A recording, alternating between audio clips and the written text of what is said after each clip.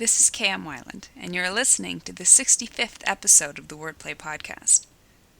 Now that my mad rush to finish my new website and the CD Conquering Writer's Block and Summoning Inspiration, both of which will be available on October 1st, is finished, it's time to pull my fantasy dreamers out of the closet and go over it again. It's been several months since I submitted it to the hack and slash edit that trimmed it of 40,000 extraneous words.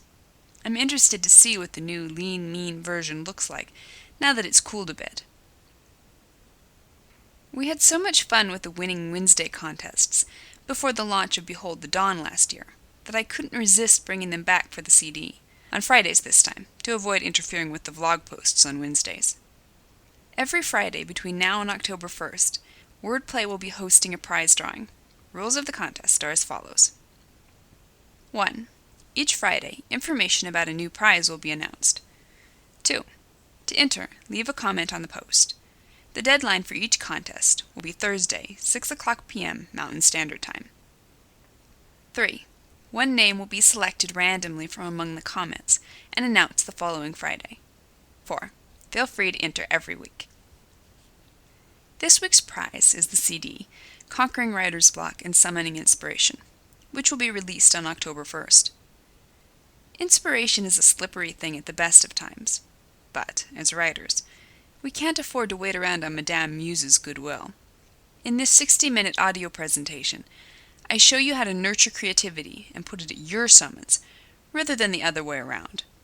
After listening to this CD, you'll be able to build a lifestyle that encourages inspiration, say goodbye to destructive guilt over wasting time on creative endeavors, discover why inspiration isn't so much a feeling as an act of will. Understand what to do when your best-laid plans go awry. Use your non-writing time to boost your creative energy. Apply specific tips to prevent and combat writer's block. Instill habits for improving your efficiency and commitment as an author. To find out more about the CD, stop by my blog at wordplay-kmweiland, that's weiland.blogspot.com, and be sure to leave a comment to enter the contest. Up the Stakes to Grab Readers, the latest post in the video series on my blog, shows how Christopher Nolan's recent hit movie, Inception, kept viewers in their seats through a masterful use of high stakes. You can watch the video on my blog. New videos are posted every Wednesday. Meanwhile, enjoy this week's podcast. Research. When in doubt, make it up. Writers have mixed opinions on research. Some of us love it, some of us hate it.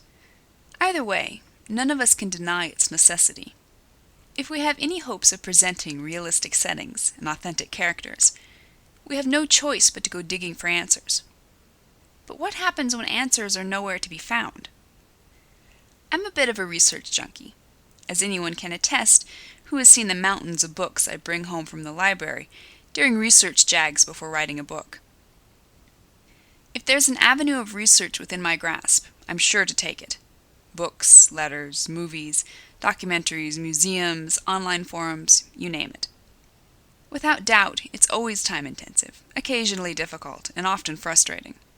But it's always worth it in the end, when a reader comments on the verisimilitude of my medieval setting in Behold the Dawn, or the fact that they can almost taste the Wyoming dust in their mouths after reading A Man Called Outlaw.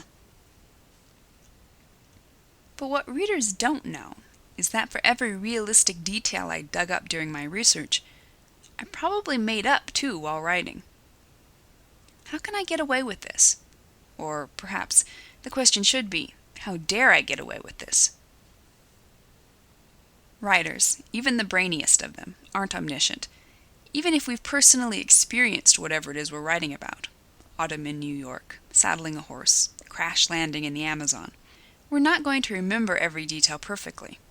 And if we haven't experienced what we're writing about, I've never been to Palestine or Syria, and I've certainly never been in a gunfight, we're inevitably going to mess up details without even realizing it. But you know what? That's okay.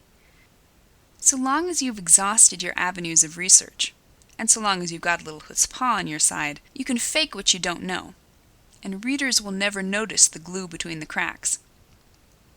In her September 2010 Writer's Digest article, Elizabeth Sims concurs. You're writing a scene, and you realize that you really need to know something, but it's either impossible to find out, or too costly in time or money to do so. If you can't find the exact data you need, get as close as you can and wing the rest. We, authors on a conference panel, all agreed on one thing. When the chips are down, make it up. As writers, we have a responsibility to accurately portray the worlds of our stories.